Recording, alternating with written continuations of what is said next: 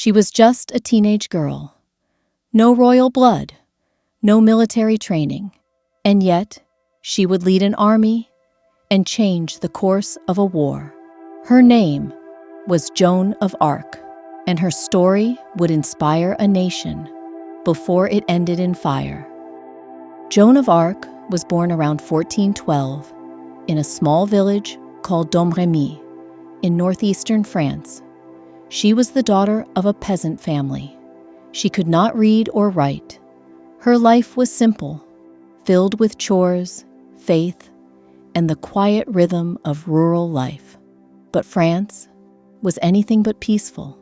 The country was torn apart by the 100 Years' War, a brutal conflict between France and England that had already lasted for decades.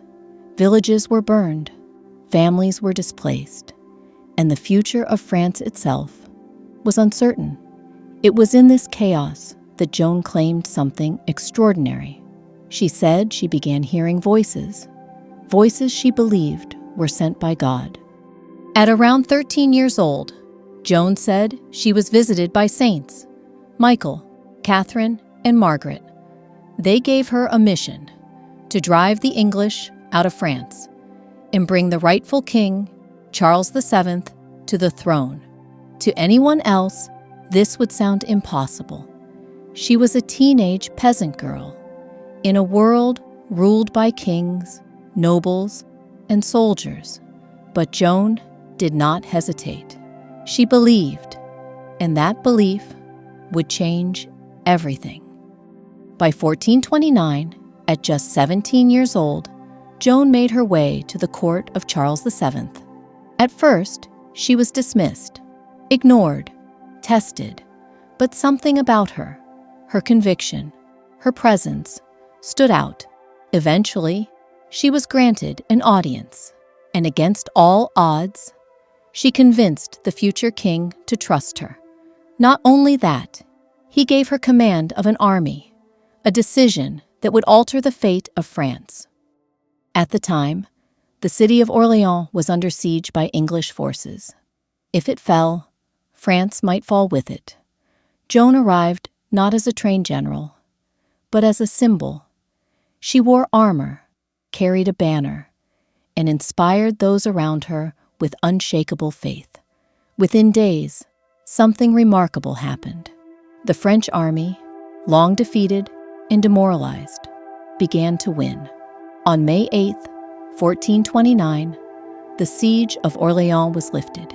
It was a turning point in the war, and Joan of Arc became a legend. Joan's next mission was clear: take Charles VII to Reims, so he could be crowned King of France. It was a dangerous journey through enemy territory, but once again, they succeeded. On July 17, 1429, Charles VII was crowned king, and Joan stood beside him, a peasant girl who had fulfilled her mission. But power is fragile, and success often invites enemies.